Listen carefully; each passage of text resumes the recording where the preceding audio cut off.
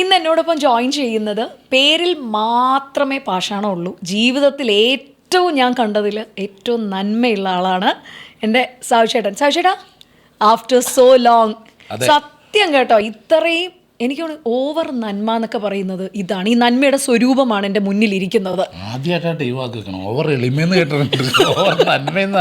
അല്ല, സത്യമാണ്.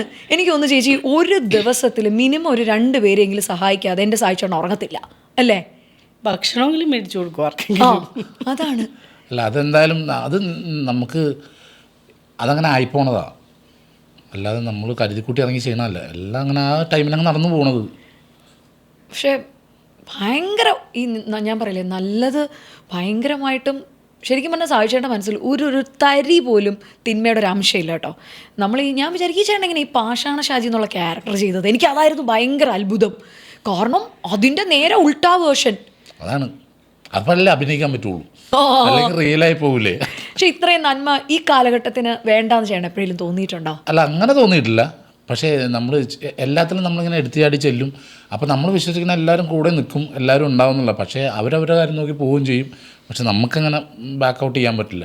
അതുകൊണ്ട് അത് അങ്ങനെ ചെയ്യുകയില്ല. നമ്മൾ ചെന്ന് നിൽക്കുന്നത് അതിനോടുള്ള താല്പര്യവും ഇഷ്ടവും കൊണ്ടാണ്. അപ്പോൾ ഈ ഇഷ്ടം കൊണ്ടല്ല മറ്റുള്ളവർ വന്നത് ചിലപ്പോൾ ഒരു എന്തെങ്കിലും ഒരു ഇന്റൻഷനോട് കൂടി ശരി, പക്ഷെ അത് നടക്കാണ്ട് വരുമ്പോൾ അവർ മാറും.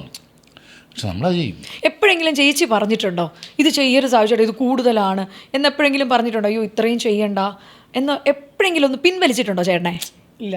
ചേച്ചി അതിന് ഫുൾ എനർജി പറയണാണ്. 2 പെക്ക് കഴിയുമ്പോൾ 3ാമത്തെ കഴിക്കണ്ടെന്ന് പറയും. അല്ല, അത് ഞാൻ പിൻവലിക്കും. അത് വലിക്കും. ചേച്ചി ചെയ്യരുത് എന്ന് പറഞ്ഞൊരു കാര്യം എന്തായിരിക്കും? ചെയ്യരുതെന്ന് പറഞ്ഞാൽ ഇങ്ങനെയുള്ള കാര്യങ്ങളൊന്നും പറയില്ല. ചിലപ്പോൾ ഞാൻ ചെല്ലുന്നതിന് മുമ്പ് ഇയാളവിടെ എത്തിയിട്ടുണ്ടാവും. ഇങ്ങനെയുള്ള കാര്യം ഞാനിപ്പോൾ ഈ ഇടയ്ക്കായിട്ട് ഞാൻ കളി ഇത്തിരി കൂടുതലാണ്. ക്രിക്കറ്റ് കളി, ഫുട്ബോൾ കളി. ഒരെണ്ണം കഴിയുമ്പോൾ അടുത്ത ബാച്ചിനെ പിടിക്കും, അത് കഴിയുമ്പോൾ അടുത്ത ബാച്ചിനെ പിടിക്കും. അപ്പം എന്നാൽ പോയിട്ട് ഏതെങ്കിലുമൊക്കെ ജയിച്ചിട്ട് പോയോ, അതില്ലേ പൊട്ടി പൊളിഞ്ഞ് പാളീസായിട്ട് വരുള്ളൂ. ഇന്നലെ ഞങ്ങൾ ജയിച്ചു. എന്നിട്ട് ക്രിക്കറ്റ് എവിടെ? ഇന്നലെ അമ്മയുടെ ഒരു ഇതുണ്ട്. അപ്പം അതെന്താ, ഒട്ടും കളിക്കാൻ അറിയില്ലാത്ത ആൾക്കാർ വന്ന് കളിക്കുമ്പോൾ എന്തെങ്കിലുമൊക്കെ അവർ അഡ്ജസ്റ്റ് ചെയ്ത് കൊടുക്കും. അറിയില്ലാത്ത ആൾക്കാരൊന്നും രാഷ്ട്രീയക്കാരായിട്ടായിരുന്നു കളി, അവർക്ക് കളിക്കാറില്ലെന്ന് പറഞ്ഞാൽ. അല്ല, ക്രിക്കറ്റ് കളിക്കാൻ അറിയില്ലായിരിക്കും, അങ്ങനെയായിരിക്കും, പൊട്ടത്തരം കാണിച്ച് ജയിച്ചതായിരിക്കുള്ളൂ. നല്ല സപ്പോർട്ടാണ് വീട്ടിൽ. അല്ല ചേച്ചി, എന്നാൽ ഏറ്റവും കൂടുതൽ എനിക്കറിയുന്നതിൽ സുഹൃത്തുക്കളുള്ള ഒരാളാണ് സാജു നവോദയ. അപ്പോൾ ഈ സുഹൃത്തുക്കളുടെ ഇടയിൽ നിന്ന് എത്ര സമയം വീട്ടിൽ കിട്ടും ചേച്ചിക്ക്? സുഹൃത്തുക്കൾ ഉണ്ടെങ്കിലും അങ്ങനെ കൂടെ പോയിരുന്നിട്ടുള്ള ഒരുപാട് ഇതൊന്നുമില്ല. ഇത്തിരി സമയം കിട്ടിയ വീട്ടിലേക്കാണ് വരാറ്. വീട്ടിലിരുന്നോണ്ട് കൂട്ടുകാരെ സൽക്കരിക്കുക എന്നുള്ളൊരു ഇത്. ആരെങ്കിലും വിളിച്ച എന്തെങ്കിലും ആവശ്യത്തിന് വിളിച്ചാൽ പേരും ചോദിക്കില്ല, അഡ്രസ്സും ചോദിക്കില്ല. എന്തെങ്കിലും ആവശ്യത്തിന് വിളിച്ചാൽ എടുത്തു ചാടിയും ഓടുന്നതാണോ ഇപ്പോഴും? ഞാൻ സ്പോട്ടിലെത്തിയിട്ട് ചോദിച്ചിട്ടുണ്ട് എന്താ പ്രശ്നമൊന്നും. അങ്ങനെ കയറി പോയിട്ടുണ്ട് വണ്ടിയിൽ. അതുകൊണ്ട് അല്ല, അതിപ്പോൾ ഒരു കൂട്ടുകാരൻ വിളിക്കണ എന്തെങ്കിലും ആവശ്യത്തിനായിരിക്കും. അവൻ്റെ ആവശ്യത്തിനാണെങ്കിൽ നമ്മൾ ഇറങ്ങി ചെല്ലും. ഇങ്ങനെ ഇരുന്ന് പറയല്ല, ഒരു കൂട്ടുകാരനെ ഇപ്പോൾ കൂടെ വന്നേക്കണം, അവനെന്ത് വിചാരിക്കും? ആ കൂട്ടുകാരനല്ല, തല്ലും കഴിഞ്ഞിട്ടുണ്ട്, തല്ല് പിടിച്ചിട്ടുണ്ട്. അങ്ങനെ കൂട്ടുകാരൻ്റെ എന്താ കാര്യമെന്ന് പോലും അറിയാണ്ട് അടിച്ച് കഴിയുമ്പോഴായിരിക്കും കൂട്ടുകാരനായിരിക്കും പൊട്ടത്തരം ചെയ്ത് വെച്ചിരിക്കുന്നത്. അങ്ങനെയൊക്കെ ഉണ്ടായിട്ടുണ്ട്. അത് പണ്ട് കുറേ നാൾ മുമ്പ്. അല്ലല്ല, എന്താ പറയുമ്പോൾ ഞാൻ ഒരു ഫ്രണ്ടും കൂടി ബൈക്കിന് വന്നു. അപ്പോൾ ഞാൻ പുറകിരിക്കുന്നു, ഇവൻ വണ്ടി ഓടിക്കണം. വണ്ടി കൊണ്ട് നിർത്തിയപ്പോഴത്തേക്ക് അവിടെ നിന്ന് ഒരുത്തനെങ്കിൽ വന്നിട്ട് വണ്ടി ഓടിക്കണം ഒറ്റടി കൊടുത്തു എൻ്റെ കൂട്ടുകാരൻ്റെ. അപ്പം ഞാൻ ഇറങ്ങിയിട്ട് അവനിട്ട് ഒരു അടി കൊടുത്തു. ഇതെന്താ കാര്യം എനിക്കറിയില്ല, ഇവർ തമ്മിലുള്ള വിഷയം പോലും എനിക്കറിയില്ല. അപ്പം നമ്മൾ രണ്ടോട് പോകുമ്പോൾ നീലനെ വന്ന് തല്ലി ഞാൻ സമ്മതിക്കുമോ?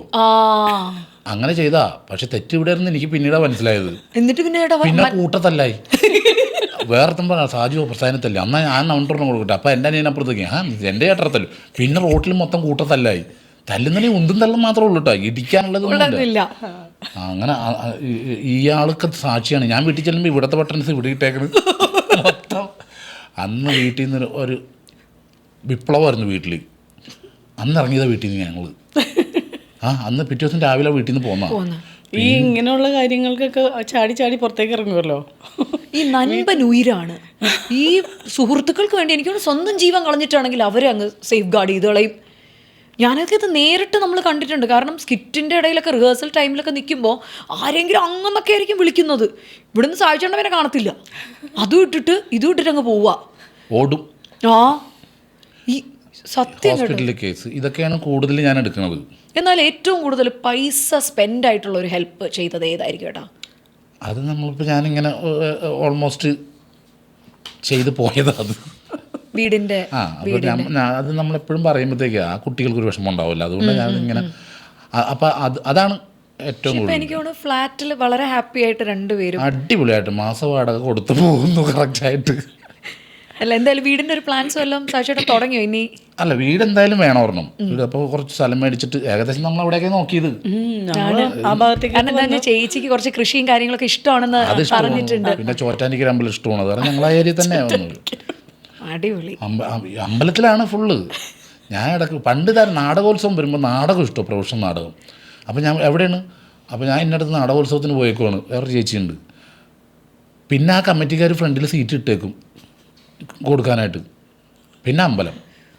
ഇതാണ് ലോകം ശശിയുടെ. പിന്നെ ഒരുപാട് മൃഗങ്ങളും ഉണ്ടായിരുന്നില്ലേ സാക്ഷിയുടെ അന്ന് വീടുണ്ടായിരുന്ന സമയത്ത്? എനിക്കാണ് ഏറ്റവും കൂടുതൽ മൃഗങ്ങളല്ല, സഹോദരങ്ങൾ. സഹോദരങ്ങൾ. എനിക്കൊരു ദിവസം മെസ്സേജ് അയച്ചു, കുറേ പല എന്തൊക്കെയാണെന്ന് എനിക്ക് തന്നെ അറിയില്ല. എന്തായിരുന്നു കേട്ടോ ഒരു ജീവി ഉണ്ടായിരുന്നു, ഇഗ്വാന. ഇപ്പോഴും ഉണ്ട്. ഇപ്പൊ ഫ്ലാറ്റിൽ കൊണ്ടുവന്നിട്ടുണ്ട് കുഞ്ഞിന. ഇത്ര ഉണ്ട്, ഒരു ഗ്രീൻ കളർ. എന്നോട് ചോദിച്ചു കഴിഞ്ഞാൽ ഞാൻ വേണ്ടെന്ന് പറഞ്ഞാലോ എന്ന് വിചാരിച്ചിട്ട് എന്നെ അറിയിക്കാണ്ട് എവിടെയോ ഷൂട്ടിന് പോയപ്പോഴേക്കും അവിടെ നിന്ന് 2 എണ്ണം വാങ്ങിക്കൊണ്ടുവന്നു. ഒരു ഓറഞ്ചും ഒരു ഗ്രീൻ കളറും. അതിലൊരെണ്ണം ജീവനും കൊണ്ട് അവിടെ നിന്ന് ചാടി ഓടി ഫ്ലാറ്റിൽ നിന്ന് പോയി. അല്ല, ഫ്ലാറ്റിൽ പോയല്ല, നെറ്റ് ഇട്ടിട്ടുണ്ട്.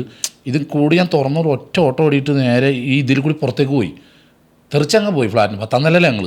പിന്നെ ഞാൻ നോക്കുമ്പോൾ ഫ്ലൈ ചെയ്ത് പോകും, കാറ്റത്ത് പറന്ന് അപ്പുറത്തൊരു പറമ്പിൽ പോയി വീണ്. പറമ്പിലാണെങ്കിൽ ഫുള്ള് പച്ച പിടിച്ച് കിടക്കുന്നത്. ഇത്ര നീളമുള്ളല്ലോ. ചെന്ന് നോക്കി, പക്ഷെ കിട്ടിയില്ല. ഇനി വല്ല സിനിമയിലൊക്കെ കാണുമല്ലേ, കുറേ ആളുമ്പോൾ ദിനോസറായിട്ട് എണീറ്റ് വരും ചിലപ്പോൾ. ഇത് താഴ്ത്താണെങ്കിൽ നിരങ്ങി വന്ന് കയറി 10ാം ഫ്ലോറിൽ അങ്ങനെ ലിഫ്റ്റൊക്കെ നോക്കി ഇത് കയറി വരാൻ പറ്റുമോ? ഞാൻ എന്തെങ്കിലും അങ്ങനെ വാങ്ങണമെന്ന് എനിക്ക് തോന്നിക്കഴിഞ്ഞാൽ ഞാൻ വാങ്ങും. അത് ഫ്ലാറ്റ് ആയാലും എന്തായാലും വാങ്ങും. അത് സമ്മതിക്കുകയും ചെയ്യും കേട്ടോ. വീട്ടിൽ ഞാൻ പിന്നെ പുനരിപ്പിച്ച് എല്ലാം സെറ്റ് ആയിക്കോളൂ. ഇതെങ്ങനെ ഇത്ര ഈ നന്മയുള്ള ഞങ്ങളുടെ സാക്ഷിയാണ് എങ്ങനെ കിട്ടി ചേച്ചി? അത് പറ. എവിടെ നിന്ന് കണ്ടു കിട്ടി എൻ്റെ ഈ മുതലിനെ? ഈ മുതലൊന്നും കണ്ടിട്ടില്ല. എന്നാലും എങ്ങനെ എങ്ങനെ ഈ ഇവിടെ കൂടി ഒരു വരയെങ്കിലും വരച്ചിട്ടുണ്ട്. അങ്ങനെ കിട്ടിയതായിരിക്കും. പ്രണയമായിരുന്നില്ലേ സാക്ഷിയുടെ? പ്രണയം പ്രണയം എന്ന് പറഞ്ഞാൽ ഈ ആകെ 3 മാസം വരുന്നു. അതിലെത്ര ശനി ഞായറുണ്ട്. എന്നോട് പറഞ്ഞ കുറച്ചൊക്കെ അറേഞ്ച്ഡ് ഒക്കെ ഉണ്ടായിരുന്നു എന്ന്. കുറച്ചെന്തോ അല്ല, അറേഞ്ച്. പ്രേമിച്ചിട്ട് ഞങ്ങൾ ഒളിച്ചോടി. ആ അവിടെ ചെന്ന് കഴിഞ്ഞപ്പോഴത്തേക്ക് അവിടെ എല്ലാവരും കൂടി പിറ്റേ ദിവസം ഞങ്ങളെ കൊണ്ട് രജിസ്റ്റർ മാരേജ് ചെയ്യിച്ചു. അത് കഴിഞ്ഞിട്ട് പിന്നെ വീട്ടുകാർ വന്ന് സംസാരിച്ച് ഒരു ഡേറ്റ് ഫിക്സ് ചെയ്തിട്ട് കല്യാണം നടത്തി. കല്യാണം കഴിഞ്ഞിട്ട് പിന്നെ ഞങ്ങൾ ഗുരുവായൂർ വെച്ച് 1 താലി കെട്ടി. അതാണ് ഈ 2ാം കല്യാണം കഴിച്ചു എന്ന് പറഞ്ഞിട്ട്. എവിടാ അത് നമ്മൾ ഷൂട്ട് ചെയ്തത്? സോഷ്യൽ മീഡിയയിൽ മൊത്തം സാജു നവോദയുടെ 2ാം കല്യാണം കഴിഞ്ഞു. ഞാൻ നോക്കുമ്പോ ചേച്ചി തന്നെ. അപ്പൊ ഞാൻ പിന്നെ എന്താ പ്രശ്നം ഇതില്? ചേച്ചീനെ കെട്ടുന്നതിന് എന്താ?